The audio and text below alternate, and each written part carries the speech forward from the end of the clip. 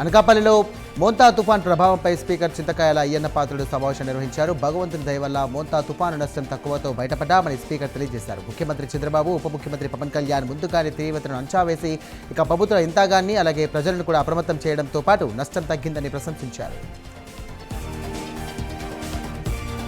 మోంతా తుఫాన్పై మంత్రి సీతక్క అధికారులతో టెలికాన్ఫరెన్స్ నిర్వహించారు.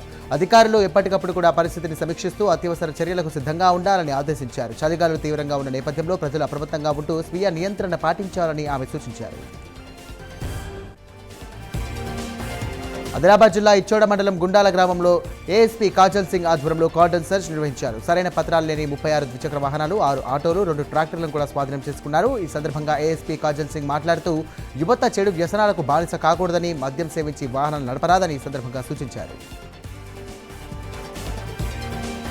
నంద్యాల జిల్లా ఆత్మకూరు మోంతా తుఫాన్ కారణంగా కురుస్తున్నటువంటి వర్షాలకు పట్టణంతో పాటు పలు మండలాలు కూడా అతలాకుతలమయ్యాయి. నల్లమలలో కురుస్తున్నటువంటి భారీ వర్షానికి ఎగువ నుండి వస్తున్నటువంటి వరద నీరు చేరడంతో భవానీ నాసి వాగు పొంగిపొర్లుతోంది. ఈ నేపథ్యంలో సుమారు 22 గ్రామాలకు కూడా రాకపోకలు నిలిచిపోయాయి. నంద్యాల జిల్లా శ్రీశైలం మహాక్షేత్రంలో మోంతా తుఫాన్ ప్రభావం తీవ్రంగా కనబడుతోంది. ఇక శ్రీశైలంలో గడిచిన 24 గంటల నుండి కూడా ఎడతెరిపి లేకుండా వర్షాలు కురుస్తున్నాయి. జనజీవనం స్తంభించింది. క్షేత్రానికి వచ్చినటువంటి భక్తులు వసతి గదులకే కూడా పరిమితమయ్యారు. ఇక పాతాళగంగా మెట్ల మార్గంలో కొండ చర్యలు విరిపడంతో 3 షాపులు కూడా ధ్వంసమయ్యాయి. కడప జిల్లా కలసపాడు మండలంలోని దిగువ తంబళ్లపాలెలో ఇక సమీపంలో సగిలేరు నదిపై ఉన్నటువంటి అప్పర్ సగిలేరు ప్రాజెక్టు ఆనకట్టను రెవెన్యూ అధికారులు, నీటిపారుదల శాఖ అధికారులు కూడా సందర్శించారు.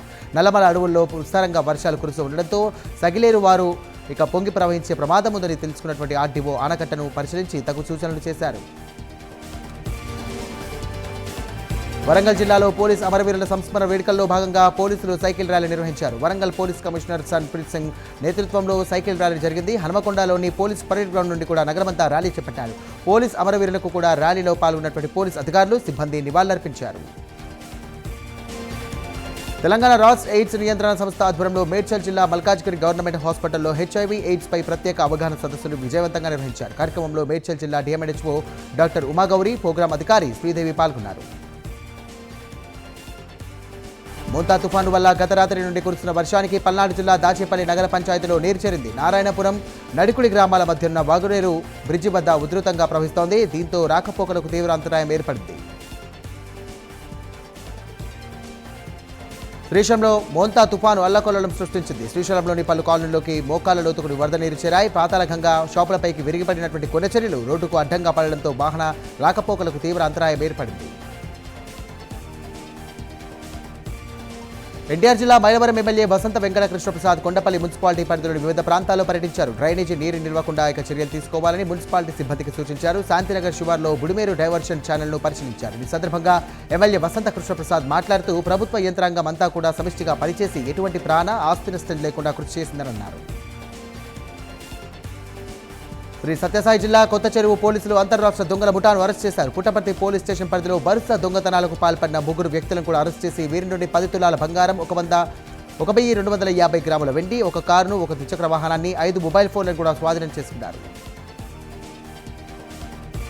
ఖమ్మం జిల్లా పాలేరు నియోజకవర్గ వ్యాప్తంగా మోంతా తుఫాన్ ప్రభావంతో భారీ వర్షాలు కురుస్తున్నాయి. ఎగువన కురుస్తున్న వర్షాలకు పాలేరు జలాశయంలోకి వరద నీరు వచ్చి చేరుతోంది. దీంతో అధికారులు ముందుగానే అవుట్ఫోల్ గేట్ల ద్వారా నీటిని దిగువకు విడుదల చేస్తున్నారు. మరోవైపు వర్షాలకు వరి పంట నేలవాలింది. కడప జిల్లా కేశాపురం, బంకమర్రి గ్రామాల మధ్య నిర్మాణంలో ఉన్న బ్రిడ్జి దగ్గర ఏర్పాటు చేసిన అప్రోచ్ రోడ్డు వర్షాలకు కొట్టుకుపోయింది. దీంతో రాకపోకలు నిలిచిపోయాయి. రోడ్డు నిర్మాణ సంస్థ కాంట్రాక్టర్లు 2 గంటల పాటు శ్రమించి ఎటకేలకు రోడ్డు నిర్మించారు. దీంతో రాకపోకలు పునఃప్రారంభమయ్యాయి. నెల్లూరు జిల్లా కావలి రూరల్ మండలంలో సర్వాయిపాలెం పంచాయతీలో ఎమ్మెల్యే కావ్య కృష్ణారెడ్డి పర్యటించారు. తాగేటివారిపాలెం, సర్వాయిపాలెం గ్రామాల ప్రజలతో మాట్లాడి వారి సమస్యలను అడిగి తెలుసుకున్నారు. సర్వాయిపాలెం రామాలయంలో నీరు చేరడంతో వెంటనే అధికారులు చర్యలు తీసుకోవాలని అన్నారు. అనంతరం సర్వాయిపాలెం, మతినివారిపాలెంలో మధ్య రోడ్డుపై నిలిచినటువంటి నీటిని తొలగించాలంటూ కూడా అధికారులకు వారు సూచించారు. అల్లూరి సీతారామరాజు జిల్లా అనంతగిరి మండలంలో తుఫాన్ ఉధృతికి తడిగూడ వంతెన కొట్టుకుపోవడంతో జెడ్పీటీసీ దిసరి గంగారాజు గ్రామస్తులను అప్రమత్తం ఉండాలని ఈ సందర్భంగా హెచ్చరించారు. గిడ్డ దాటడానికి ప్రయత్నాలు చేయవద్దని అన్నారు. అత్యవసరమైతే తప్ప పోలీసులు, రెవెన్యూ అధికారులకు కూడా సమాచారం ఇవ్వాలని ప్రజలకు సూచించారు. ఈదురుగాలులకు విద్యుత్ వ్యవస్థ తీవ్రంగా దెబ్బతిందని ఏపీ విద్యుత్ శాఖ మంత్రి గొట్టెపాటి రవికుమార్ అన్నారు. దెబ్బతిన్న విద్యుత్ వ్యవస్థ పునరుద్ధరణకు యుద్ధ ప్రాతిపదికన చర్యలు చేపట్టామని అన్నారు. ప్రాణ ఆస్తి నష్టం నివారించేందుకే విద్యుత్ సరఫరాను ముందస్తుగా నిలిపివేసినట్లుగా మంత్రి రవికుమార్ చెప్పారు. మాజీ సీఎం వైఎస్ జగన్మోహన్ రెడ్డి బెంగళూరు నుండి గన్నవరం విమానాశ్రయానికి చేరుకున్నారు. ఎయిర్పోర్ట్లో జగన్కు ఎమ్మెల్సీలు తలశీల రాఘారాం, లేర అప్పిరెడ్డి, అలాగే మొండితోక అరుణ్ కుమార్, దేవినేని అవినాష్ తదితరులు ఘనంగా స్వాగతం పలికారు.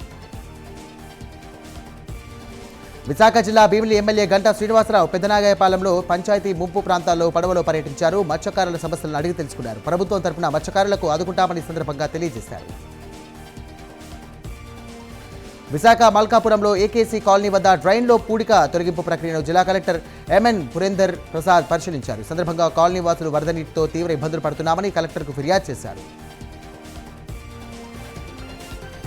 ఎమ్మెల్యే వనమాడి కొండాబాబు ఆధ్వర్యంలో కాకినాడలో తుఫాను బాధితులకు పునరావాస కేంద్రాన్ని ఏర్పాటు చేశారు. కేంద్రంలో సుమారుగా 600 మందికి ఆహారం, మందులు పంపిణీ చేశారు. చిన్నపిల్లలకు పాలు, రొట్టెలను పంపిణీ చేశారు. తుఫాను ప్రభావం తగ్గే వరకు కూడా అక్కడే ఉండాలని ఎమ్మెల్యే సూచించారు. కాకినాడ జిల్లా ప్రతిపాడు మండలంలో ఎమ్మెల్యే వరపుల సత్యప్రభ, జనసేన నాయకులు మేడిశెట్టి బాబీ తుఫాను ప్రభావిత ప్రాంతాల్లో పర్యటించారు. తుఫాను కారణంగా పాక్షికంగా దెబ్బతిన్న గృహాలను కూడా పరిశీలించి బాధితులకు ఆర్థిక సాయం అందజేశారు. నీట మునిగిన పంట పొలాలను కూడా సంబంధిత శాఖ అధికారులతో పరిశీలించి ఆదుకుంటామని ఎమ్మెల్యే హామీ ఇచ్చారు. మోంతా తుఫాన్ కారణంగా ప్రకాశం జిల్లాలోని నల్లమల అడవులలో కురుస్తున్నటువంటి భారీ వర్షాలకు దోర్నాల శ్రీశైలం ఘాట్ రోడ్లో 2 చోట్ల కూడా వాగులు రోడ్లపైకి ప్రవహిస్తున్నాయి. దీంతో ఫారెస్ట్ అధికారులు అప్రమత్తమై డోర్నాల, శ్రీశైలం మధ్య వాహనాల రాకపోకలు నిలిపివేశారు. ఘాట్ రోడ్లోని తమ్మలబైలు వద్ద, ఎర్రనీళ్ల గుండం వద్ద వాగుతో పాటు చింతల వద్ద మద్దిగుండం వాగు కూడా నీళ్లు రహదారిపై నుండి ఉధృతంగా ప్రవహిస్తూ ఉండడంతో శ్రీశైలం వైపు వెళ్లే వాహనాలను కూడా అన్ని కూడా ఆపేశారు. మోంతా తుఫానుపై విజయనగరం కలెక్టరేట్ కంట్రోల్ రూమ్ నుండి కూడా మండల స్థాయి అధికారులతో కలెక్టర్ రామ్ సుందర్ రెడ్డి సమీక్షించారు. తుఫాను తీరం దాటినప్పటికీ నిర్లిప్తంగా పనికిరాదన్నారు. జిల్లా వ్యాప్తంగా కూడా భారీ వర్షాలు కురిసే అవకాశం ఉందని, రిజర్వాయర్లు, నదులు, చెరువుల్లోని నీటిని మట్టాన్ని కూడా నిరంతరం పరిశీలిస్తూ తగిన చర్యలు తీసుకోవాలని ఆయన ఆదేశించారు. నంద్యాలలో కుందు నదిలో లోతట్టు పరివాహక ప్రాంతాల్లో మంత్రి ఫారూక్, జిల్లా కలెక్టర్ రాజకుమారి పరిశీలించారు. లోతట్టు ప్రాంత ప్రజలు కూడా అప్రమత్తంగా ఉండాలని కోరారు. వర్షాలకు నష్టపోయిన రైతులకు ప్రభుత్వం నష్టపరిహారం చెల్లిస్తుందని, రైతులెవరు కూడా ఆందోళన చెందొద్దని ఆయన తెలియజేశారు. మంచిర్యాల జిల్లా కోటపల్లి మండలంలోని రాంపూర్ గ్రామస్తులు జాతీయ రహదారిపై బైఠాయించి నిరసన తెలియజేశారు. జాతీయ రహదారిపై వెళ్లే బస్సులు తమ గ్రామం వద్ద ఆగకపోవడంతో ఇబ్బందులు పడుతున్నామని వారు ఆవేదన వ్యక్తం చేశారు. తమ గ్రామం వద్ద బస్సులు నిలిపేలా చర్యలు తీసుకోవాలని డిమాండ్ చేశారు. నాగర్ కర్నూలు జిల్లా అచ్చంపేటలో గత 3 రోజుల నుండి ఎడతెరిపి లేకుండా కురుస్తున్నటువంటి వర్షాలకు లింగాల మండలం అవసలికుంట, అంబటిపల్ల వాగు ఉధృతంగా ప్రవహించడంతో ఓ కారు వాగులో కొట్టుకుపోయింది. వాగు ఉధృతంగా ప్రవహిస్తుండటంతో బ్రిడ్జి కూలిపోయే ప్రమాదం ఉందని పోలీసులు వాహనదారులను దారి మళ్లించారు. శ్రీకాకుళం జిల్లా ఎచ్చెర్లలోని రణస్థలం మండలం మెంటాడ సముద్ర తీరాన్ని కూడా విజయనగరం ఎంపీ కలిశెట్టి అప్పలనాయుడు, ఎచ్చెర్ల ఎమ్మెల్యే నడుకుడితి ఈశ్వరరావు పరిశీలించారు. మోంతా తుఫాను ప్రభావంతో సముద్ర తీరం కోతకు గురి అవుతోందని తెలియజేశారు. అందువల్ల తీర ప్రాంత ప్రజలు ఎంతో జాగ్రత్తగా ఉండాలని వారు సూచించారు. విశాఖ జిల్లా పెందుర్తిలోని 96వ వార్డు ఏకలవ్య కాలనీలో భారీ వర్షానికి వరద నీటితో మునిగిపోయింది. సుమారుగా 150 కుటుంబాలు కూడా ఉన్నాయని అధికారులు తెలియజేశారు. ఎమ్మెల్యే పంచకర్ల రమేష్ బాబు పునరావాస కేంద్రాన్ని ఏర్పాటు చేసి వరద బాధితుల యోగక్షేమాలు అడిగి తెలుసుకున్నారు. మహబూబాబాద్ రైల్వే స్టేషన్లో కృష్ణా ఎక్స్ప్రెస్ నిలిచిపోయింది. దీంతో ప్రయాణికులు తీవ్ర ఇబ్బందులు పడకుండా మంచినీరు, అరటిపండ్లు, బిస్కెట్స్ ప్యాకెట్లు మరియు భోజనాన్ని కూడా పంపిణీ చేశారు.